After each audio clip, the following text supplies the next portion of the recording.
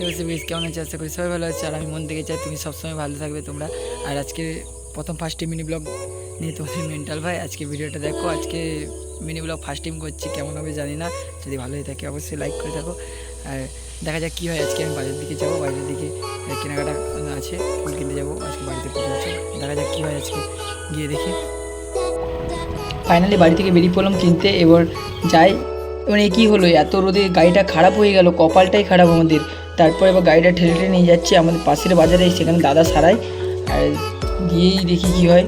এবং এত রোদে সবাই কালো হয়ে যাচ্ছি, কী অবস্থা। এবার গাড়ি সারাতে আরম্ভ করে দিয়েছে দাদাটা। দাদা এই খুব গরমে গাড়িটা সারিয়ে দিচ্ছে আমাদের জন্য। দাদার জন্য ছোট্ট করে একটা লাইক হয়ে যাক।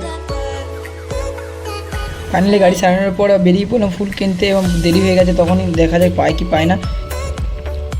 যার পথে ভাই দই কিনে দিল আমাদের জন্য। এবার দেরি না করে এই গরমের দইটা খেয়ে নিলাম ঠান্ডা হওয়ার জন্য।